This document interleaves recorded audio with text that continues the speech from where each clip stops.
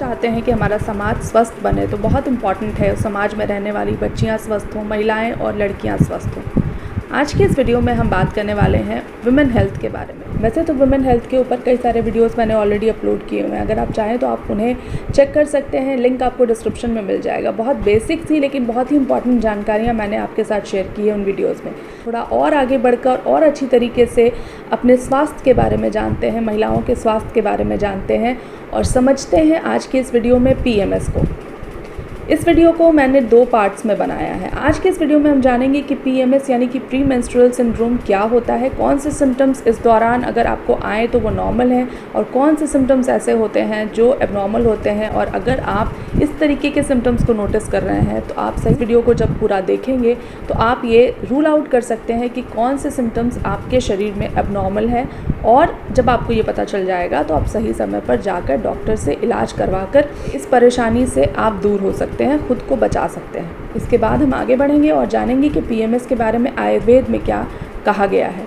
जिन चीज़ों के बारे में आज मॉडर्न साइंस बात कर रही है, किस तरीके से वो सारी चीज़ें आयुर्वेद में हज़ारों साल पहले ही बता दी गई थी।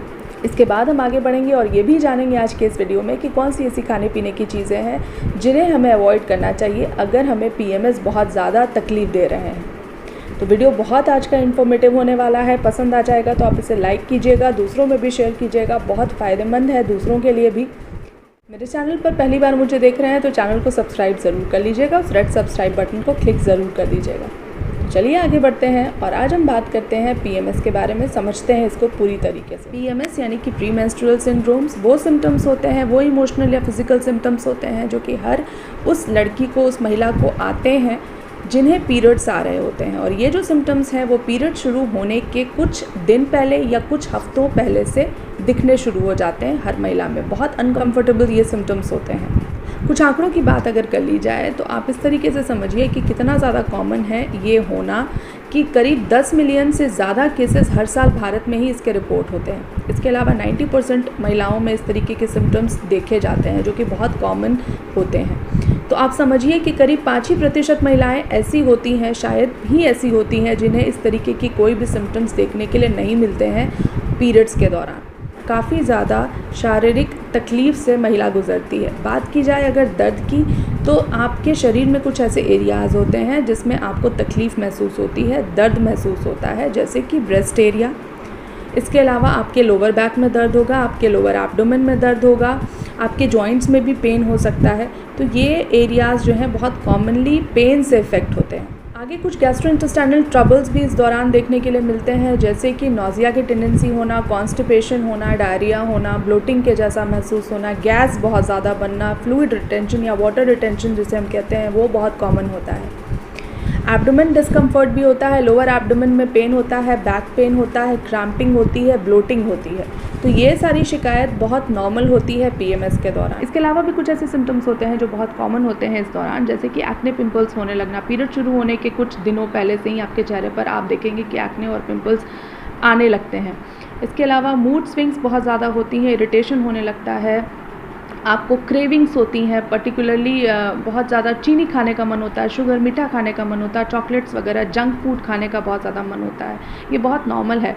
इसके अलावा आपको नींद नहीं आने की परेशानी होती है, चिड़चिड़ापन रहता है, लैक ऑफ कंसंट्रेशन, ये सारी चीज़ें बहुत नॉर्मली इस दौरान होती हैं। अभी तक हमने ये जाना कि कौन कौन से सिम्टम्स बहुत कॉमनली देखने के लिए मिलते हैं PMS के दौरान, कौन कौन से सिम्टम्स नॉर्मल होते हैं जिनका होना बहुत ज़्यादा आम होता है। अब हम ये जानेंगे कि PMS होता कब से है, शुरू कब से होता है।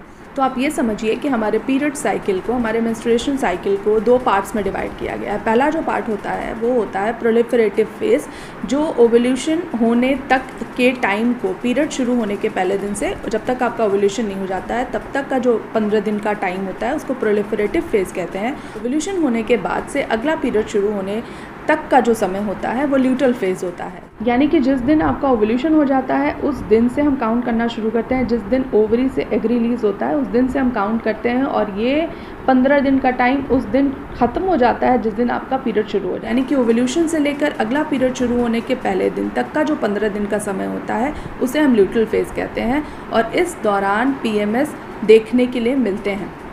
इस ल्यूटरल फेज़ में भी आमतौर पर पीएमएस जो है वो आखिरी के 4 से 5 दिन आपको देखने के लिए मिलेंगे। लेकिन कुछ महिलाएं ऐसी होती हैं जिन्हें पीरियड शुरू होने के 1 हफ्ते पहले से ही इस तरीके की परेशानी देखने के लिए मिलती है और वो भी बहुत ज़्यादा नॉर्मल है। तो ये वो टाइम पीरियड है, ये वो टाइम फ्रेम है जिसमें आपको पीएमएस के सारे सिम्टम्स आपके बॉडी में दिखते हैं। अब हम बात कर लेते हैं आयुर्वेद की। जानते हैं कि आयुर्वेद इस बारे में क्या कहता है, उसकी क्या राय है। तो आयुर्वेद में ये माना गया है कि पीएमएस जो है वो वात दोष है।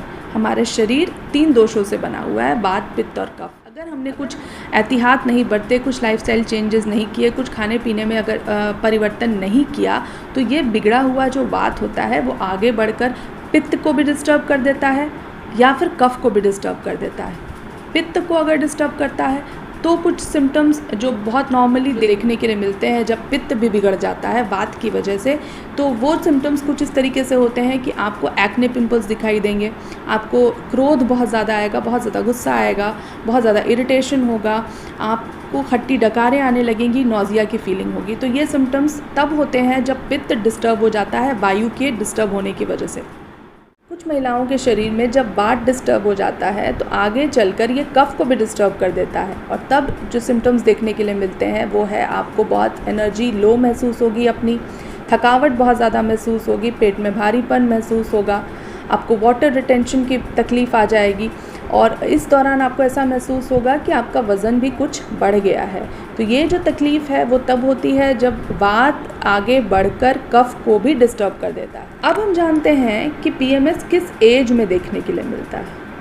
तो आम तौर पर पीएमएस 20 साल से ज़्यादा उम्र की महिलाओं में, लड़कियों में देखने के लिए मिलता है और जैसे जैसे आपकी एज बढ़ती जाती है और आप अपने जीवन में व्यस्त होते चले जाते हैं, गलत रहन सहन, गलत खान पान अपनाने लगते हैं, बहुत ज़्यादा स्ट्रेस लेने लगते हैं, तो आपके पीएमएस जो है और ज़्यादा वर्स होते चले जाते हैं। होता यह है कि स्ट्रेस की वजह से, स्ट्रेस हार्मोन की वजह से आपके शरीर में हार्मोनल इम्बैलेंस होता है। यही एक बहुत बड़ी वजह बनती है आपके सारे सिम्टम्स की जो आप पीएमएस के दौरान देखते हैं। तो पीएमएस वर्स होने का सबसे बड़ा रीज़न अगर जाना गया है, समझा जाता है, तो वो ये है कि आपका रहन सहन सही नहीं है, आपका लाइफस्टाइल सही नहीं है, उसमें कहीं भी एक्सरसाइज नहीं है, उसमें आपका खाना पीना भी सही नहीं है और स्ट्रेस बहुत ज़्यादा है आपको। पीएमएस से जुड़ा हुआ एक और बहुत इंपॉर्टेंट सवाल जो मुझसे आमतौर पे पूछा जाता है वो ये कि किस दिन हमारे पीएमएस के सिम्टम्स जो हैं वो कम हो जाते हैं या ख़त्म हो जाते हैं। जिस दिन आपके पीरियड शुरू होते हैं, the day when your periods begin, और पूरे फ्लो में शुरू होते हैं, उस दिन आपके पीएमएस के जितने सिम्टम्स हैं वो ख़त्म हो जाते हैं। कुछ महिलाओं में आमतौर पर यह भी देखा जाता है कि पीरियड्स के दूसरे या तीसरे दिन तक पीएमएस के सिम्टम्स देखने के लिए मिलते हैं और दूसरे तीसरे दिन ही वो ख़त्म होते हैं। अगर आपके पीएमएस आपको बहुत ज़्यादा परेशान कर रहे हैं तो ऐसी कौन सी खाने पीने की चीज़ें हैं जो आपको बिल्कुल छोड़ देनी चाहिए। तो सबसे टॉप में जो इस लिस्ट में है वो है मैदा। जल्दी पचता नहीं है और इस वजह से आपके शरीर में वात डिस्टर्ब हो जाता है। जैसा कि आयुर्वेद में कहा गया है कि यही बिगड़ा हुआ वात रीज़न होता है पीएमएस का, सबसे बड़ा रीज़न होता है। तो मैदा आप बिल्कुल नहीं खाएंगे। दूसरी चीज़ जो आप नहीं खाएंगे वो है सॉल्ट, टेबल सॉल्ट। नॉर्मल जो नमक हम खाते हैं उसको भी हम अपने खाने में थोड़ा लिमिट करेंगे और सफ़ेद चीनी जो नॉर्मल वाइट शुगर, हम रिफ़ाइंड वाइट शुगर खाते हैं, उसको भी हमें बिल्कुल बंद कर देना है, परहेज़ करना है उससे। ये दोनों ही चीज़ें आपके शरीर में वात को बिगाड़ेंगी। वाटर रिटेंशन की प्रॉब्लम अगर आपको बहुत ज़्यादा है तो भी आपको सॉल्ट का इंटेक लिमिट कर देना चाहिए। तो सॉल्ट और शुगर लिस्ट में नंबर 2 पर है। अगली जो चीज़ हमें अवॉइड करनी चाहिए वो है वो फ़ैट जो हम चीज़ के फॉर्म में या फिर बटर के फॉर्म में खाते हैं। वो जो बाज़ार का बटर होता है जो हम नॉर्मली खाते हैं, उसके फॉर्म में जो फ़ैट हम ले रहे हैं उसको अवॉइड करना चाहिए। अगली जो चीज़ है इस लिस्ट में जो आपको पूरी तरीके से अवॉइड करनी चाहिए वो है कैफ़ीन। अगर आप बहुत ज़्यादा चाय और कॉफ़ी के शौकीन हैं तो ये भी एक बहुत बड़ा रीज़न है कि आपके पीएमएस जो है वो दिन ब दिन वर्स होते चले जा रहे हैं। और आखिर में आपको अगर अल्कोहल लेने की आदत है तो वो भी एक बहुत बड़ा रीज़न है आपके पीएमएस में होने वाली तकलीफ़ों का। तो आपको अल्कोहल से भी परहेज़ करना चाहिए। तो ये कुछ ऐसी चीज़ें थी जो आपको छोड़ देनी चाहिए, जिनको आपको कंज्यूम करना कम कर देना चाहिए अगर आप पीएमएस से बहुत ज़्यादा परेशान हैं। अगले वीडियो में मैं आपको बताऊंगी कि कौन सी ऐसी खाने पीने की चीज़ें हैं जो अगर आप लेना शुरू कर देंगे तो आप अगले ही साइकिल से, अगले ही पीरियड से आप खुद महसूस करेंगे कि आपकी तकलीफ़ें, पीएमएस की तकलीफ़ें कितनी कम हो जाती हैं। बहुत इजी रेमेडीज़ आपके साथ शेयर करने वाली हूँ, होम रेमेडीज़ जो आपके लिए बहुत कारगर होने वाली हैं और आपकी इस तकलीफ़ को बहुत कम कर देगी। साथ ही आयुर्वेद की कुछ ऐसी औषधियाँ आपके साथ शेयर करूँगी, बहुत सेफ़ है जिनको लेना और आपके PMS को पूरी तरीके से ख़त्म करने की जिनमें शक्ति है।